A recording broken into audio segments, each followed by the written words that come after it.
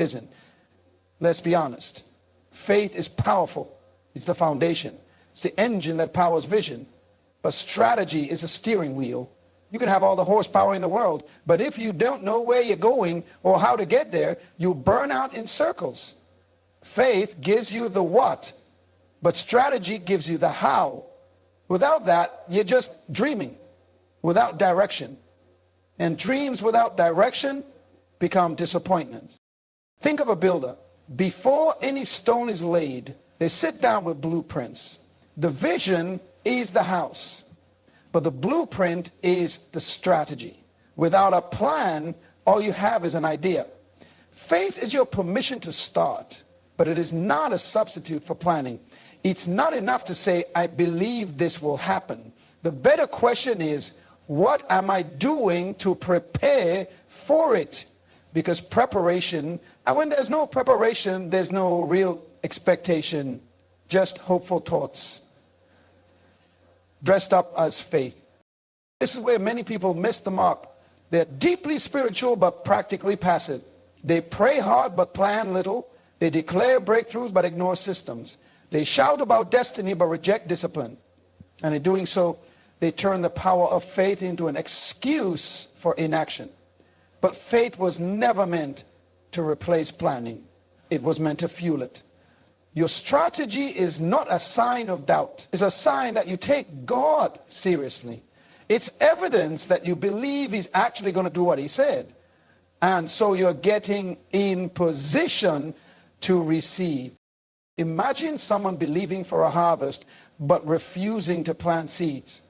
It wouldn't make sense. Yet many of us are doing just that.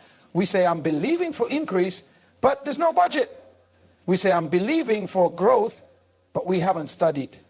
We say, I'm believing for opportunities, but we haven't built anything that can handle them. That's not faith. That's fantasy. Because true faith prepares. True faith works. True faith builds, even when nothing looks possible. True faith respects timing, order, and process. And understand this, God respects strategy. The entire Bible is filled with plans, blueprints, measurements, timelines, and instructions. Noah didn't freestyle the ark. Joseph didn't guess his way through 7 years of famine. Nehemiah didn't rebuild the wall with a hope and a prayer. He surveyed, scheduled, and built. Even Jesus said, no man builds a tower without first counting the cost. Faith isn't opposed to planning. Faith requires it. Oh, if you're claiming to have faith, where's your structure? If you say you believe big, where's your preparation? Because without a plan, your faith isn't ready to receive. It's just floating in emotion. And eventually the frustration of unfulfilled belief will feel like failure, when really it was a lack of direction. You didn't fail because you didn't believe. You failed because you didn't build. In the end, faith without strategy is fantasy. It feels good to say you believe, but it feels better to live what you believed for. Because you dare to plan, act, and prepare. That's the kind of faith that produces results. Not the loud kind, not the emotional kind, the strategic kind. The kind that turns vision into steps, belief into systems, and hope into harvest. Vision is powerful. It's the seed of purpose, the picture of possibility. When you have a vision, you're seeing something that hasn't yet materialized, but is already alive in your spirit. It's vivid, it's stirring, and it keeps you up at night. But as strong and as sacred as vision is, it doesn't fulfill itself. Vision is only the beginning. Without structure, vision remains suspended in the realm of potential, never realized, never manifested, never experienced. This is the truth many overlook. Vision without structure becomes frustration. You can be called, chosen, gifted, anointed, and still be disorganized. And no matter how powerful the vision is, if there's no system to support it, it will collapse under its own weight. You don't need a bigger dream. You need a better structure.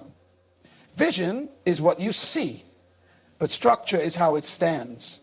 You cannot build anything lasting on emotion, excitement, or hype. You build it on order, discipline, process, and consistency. Don't go like this. If vision is the destination, then structure is the vehicle. You can't walk to your purpose. You need something built to carry you there. A dream with no plan is like a destination with no map. You'll get tired, you'll get lost. Eventually you start questioning whether the vision was even real, not because it wasn't true, but because it wasn't structured. And what isn't structured cannot grow. It cannot be sustained. It cannot be scaled. When you receive a vision, whether it's for a business, a ministry, a relationship, or a life calling, you're being trusted with a piece of eternity. But that trust comes with responsibility. You have to ask yourself, how do I build this? How do I structure my days, my decisions, my habits to align with this vision? Because every vision comes with a demand. It asks something of you. And if you don't meet that demand with structure, the vision won't survive. Structure is not restrictive. It's what gives vision room to expand. It's not there to box you in. It's there to protect what you're building. It keeps the foundation strong, the progress steady, and the direction clear. Without structure, you might be moving, but you're not going anywhere. You're reacting to life instead of responding to purpose. Vision says go, structure says how. And you need both. One without the other will leave you frustrated, burned out, and disappointed. We see this truth reflected all throughout creation. The universe itself has structure, laws, patterns, systems. The human body has structure. A tree has roots and branches. The sun rises and sets on a schedule. Order is divine. Structure is spiritual. When God gave Moses the vision for the tabernacle, he also gave detailed measurements, materials, and instructions. Why? Because glory needs a place to rest. And without structure, the glory can't stay. Your life can be full of passion, but if it lacks structure, it will leak purpose. So many people pray for elevation, but they don't have the structure to sustain it. They want to be seen, but aren't structured to be stable. They want influence, but can't manage their time. They want the spotlight, but don't have the systems to handle the heat. The question isn't how big your vision is. The question is, can you structure your life in a way that your vision can actually live? Vision is not enough. You need habits that match the vision. You need decisions that reflect the direction you're going. You need boundaries, schedules, goals, checklists, and accountability. Because a vision without structure is just a fantasy dressed in ambition. But when vision meets structure, you have the formula for transformation. You create something that can grow, evolve, and impact others. You don't just dream, you build. And when you build it right, it doesn't just bless you. It blesses generations after you.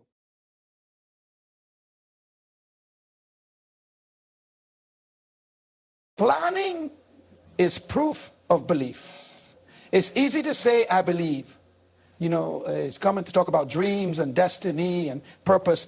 But the real test of whether someone actually believes in the vision they claim to carry is not how loud they speak about it. It's how quietly and consistently they prepare for it. Planning is the unspoken language of faith. It's what you do behind the scenes when no one's clapping, when nothing's happening yet, when all you have is the word and the will. That's what belief is truly measured, not in a declaration, but in the dedication. When you believe something deeply, your behavior changes. You start organizing your life around it. You adjust your schedule. You make sacrifices. You cut off distractions. You study. You invest. You sketch out steps. You create timelines. Why? Because belief without movement is just noise. But planning says, I expect this to happen. It says, I'm serious about what I prayed for. It says, I trust that the vision is real, so I'm making room for it. You can always tell how much someone believes by what they're willing to build before they see the outcome. It's one thing to believe for rain, it's another thing to dig ditches before a cloud appears. And that's what planning is digging the trenches before the miracle shows up. It's preparing the table before the guests arrive. It's setting up the nets before the fish come. And often, that's when it feels the hardest. When you're planning for something that hasn't happened yet. You're budgeting for a business that doesn't have a customer. When you're rehearsing for a stage you haven't been invited to. When you're writing for readers who haven't found you yet. But that's what belief looks like in action. That's what separates the wishers from the builders. It's not how loud you shout about the dream, it's how detailed your plan is for the dream to live. When you plan, you're showing God, I'm ready. You're giving heaven a place to pour into. You're putting structure around the promise. You're no longer just hoping. It's in motion. That plan becomes your offering of expectation. It tells the world, I'm not waiting to be convinced. I've already committed. Too often we confuse faith with passivity. We think believing means just sitting and waiting, but real belief gets to work. Real belief starts asking questions like, what will this look like? What resources will I need? What's the timeline? What are the obstacles? How can I position myself now to handle what's coming later? Because when you believe a baby's on the way, you start buying diapers. When you believe the job is coming, you polish your resume. When you believe the door will open, you start preparing your planning requires humility. It means admitting you don't have it all figured out, but you're willing to take responsibility for your part. It means recognizing that while you don't control the outcome, you do control your readiness. And readiness is everything. Opportunities favor the prepared. Miracles are attracted to momentum. If you're not planning, you're not expecting. And if you're not expecting, are you really believing? So yes, planning is more than a task. It's a testimony. It's how you steward the vision. It's how you say, I'm not just talking about it, I'm moving toward it. And sometimes the simple act of planning is what activates the blessing. Sometimes God is waiting on your next move before he releases his. Because belief doesn't just live in your heart. It shows up in your hands, in your calendar, in your notebook, in your habits, and most of all, in your plans. Divine ideas need earthly execution. Inspiration comes from above, but manifestation happens here, in the dirt, in the grind, in the details. You can receive a vision from God, hear it clearly, feel it deeply, and still never see it materialize. Not because God changed his mind, but because you never made a move. Heaven may have released the idea, but earth was waiting for your hands to get to work. It's not enough to hear from God if you want to act for God. He gives you the blueprint, but he expects you to build it. We've made the mistake of spiritualizing ourselves into stagnation. We love the high of revelation. We love the moment when purpose hits us like lightning and we feel called, chosen, marked. But purpose is more than a moment. It's a responsibility. That idea you received wasn't just a spark of creativity. It was an assignment, a divine deposit.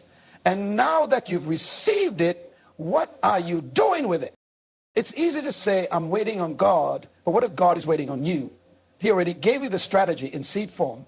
He already whispered the business idea, showed you the blueprint in prayer, planted the book concept in your spirit. And now he's watching to see if you'll take what's been revealed in heaven and bring it to life on earth.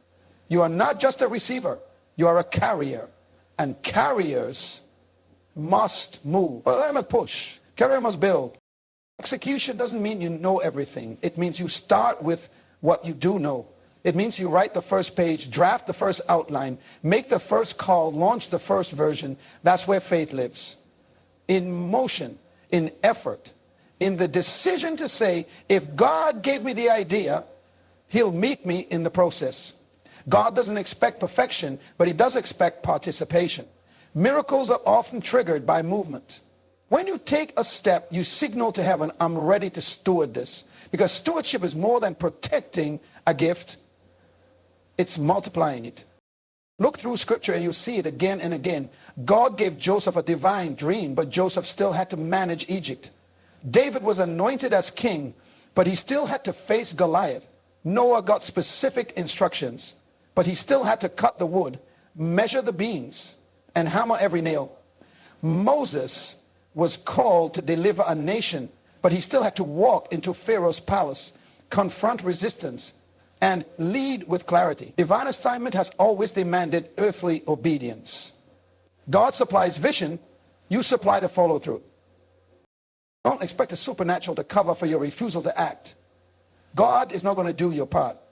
He will empower, he will provide, he will open doors, but he won't pick up your hammer. That's your role. That's your worship. That's your act of faith. Because if God trusted you with the idea, that means he saw the capacity in you to carry it. He's not asking you to be perfect. He's asking you to move. Divine ideas are sacred, but they're useless unless they're executed. Sometimes we sit on ideas for years, claiming we're praying about it, when in reality we're procrastinating. Fear wears the disguise of patience.